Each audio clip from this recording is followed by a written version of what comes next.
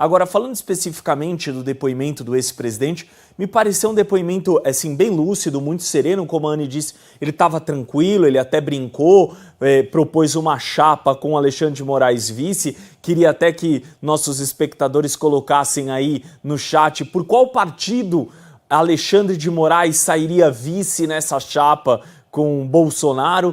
Mas ele foi ali ponto a ponto, descaracterizando, ele até deixou o advogado um pouco de lado, ele mesmo foi, você via que ele estava muito seguro daquilo, de tudo que ele estava falando, você percebia que não era nada inventado, que ele tinha vivido tudo aquilo mesmo que ele foi descrevendo, né? E algumas perguntas, por exemplo, em relação do porquê ele não teria passado, por exemplo, a faixa presidencial para o Lula, nem foi uma pergunta do Moraes, e ele fez questão de dizer por que ele não fez isso, e vários outros pontos, né?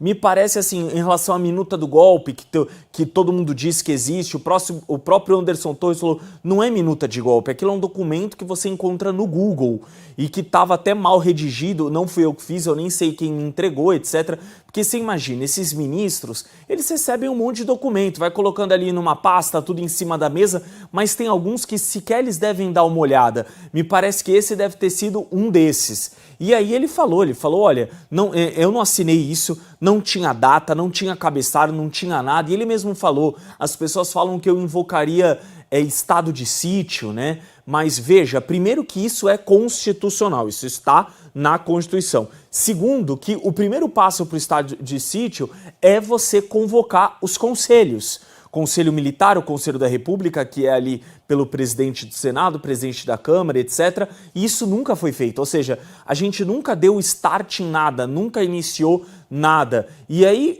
foi falando, por exemplo, falou do absurdo que ocorreu com Felipe Martins, uma prisão completamente injusta, que ele não viajou com ele para fora do país. Enfim, me parece que ele se preocupou ali ponto a ponto, falou que, por exemplo, ele tem uma preocupação, o que é válida, nós ainda vivemos numa democracia, com o sistema eleitoral, a segurança do sistema eleitoral, né, e que ele tentou mostrar de todas as maneiras que esse sistema que nós temos hoje, há sim fragilidades, há sim possíveis maneiras de você corrompê-lo, mas que isso não é também sinônimo para prender ninguém ou cometer algum crime. Insisto, vivemos numa democracia e a gente pode e deve até questionar ou duvidar de várias instituições e, por que não elas, o Tribunal Superior Eleitoral. E ele foi pontuando de maneira muito calma, muito tranquila, como alguém ali que encarava um juiz sabendo do que fez, muito tranquilo em relação a isso. Aí depois a gente também vai falar aqui ao longo do café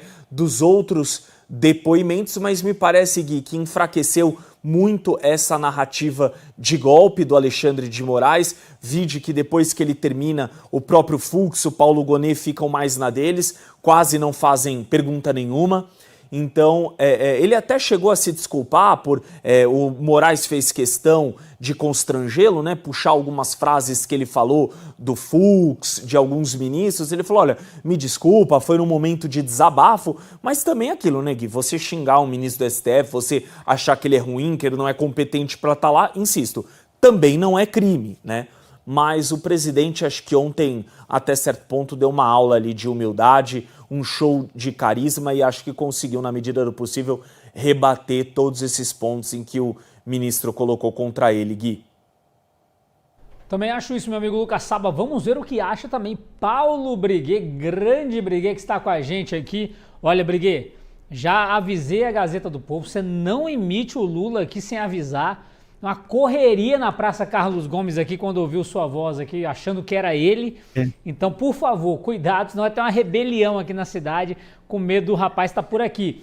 Meu amigo Paulo Briguet, tivemos agora, no dia de ontem, a fala de Jair Bolsonaro à frente ali do Alexandre de Moraes, sendo interrogado, conversou tranquilamente, com leveza. O Moraes talvez tenha até estranhado, né? Imaginando que o cenário pudesse levar o Jair Bolsonaro a falar de uma forma um pouco mais constrangido com tudo que aconteceu, com tudo que o Alexandre de Moraes acha que aconteceu ou acredita que deveria ter acontecido para que esse teatro pudesse evoluir para esse interrogatório, mas fato é que o Bolsonaro se saiu muito bem de tudo isso que aconteceu ontem. Como é que você avalia as falas de Jair Bolsonaro? Briguet, meu amigo, bom dia.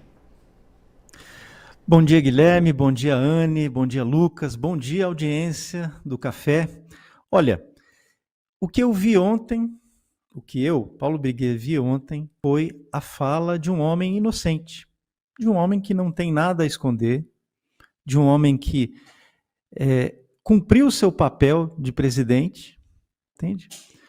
Houve um homem que definiu o processo eleitoral de uma forma muito. Até agora ninguém tinha usado essa palavra para definir o processo eleitoral de 2022. Achei que foi muito feliz a escolha dessa palavra. Um processo disfuncional. Então, ele descreveu em detalhes como foi aquele processo eleitoral de 2022. Um processo disfuncional e que não podia ser questionado. Não pode ser questionado. Então, ele expôs isso com muita clareza. Com muita clareza. Eu estava aqui pensando, né, eu sempre faço comparações entre esse julgamento do Bolsonaro e o julgamento dos processos de Moscou, lá nos anos 30. A mesma coisa, basicamente a ideia é a mesma, é destruir toda oposição, todos aqueles que se opõem ao regime, né? O objetivo desse processo agora, atual, e o objetivo dos processos de Moscou é exatamente o mesmo, destruir toda oposição ao regime. Só que, aqui eu vou surpreender um pouco vocês, porque eu vou citar Karl Marx. Karl Marx disse na sua obra O 18 do Brumário, ele diz o seguinte, que a história se repete. Na primeira vez, como tragédia, e na segunda vez, como farsa. O que nós estamos vendo agora é uma farsa. E a tragédia do nosso país é essa farsa, que ontem o Bolsonaro soube desconstruir. O Bolsonaro, com essa postura serena, com essa postura tranquila, até brincalhona, o Bolsonaro foi desconstruindo a grande farsa que se mostrou em torno dele. Porque a narrativa do golpe, meus amigos, é preciso ressaltar isso. A narrativa do golpe é uma farsa, é uma mentira do princípio ao fim. Não houve golpe, não houve tentativa de golpe e não existe minuta do golpe. Tudo isso ficou muito claro nas falas de Jair Bolsonaro ontem.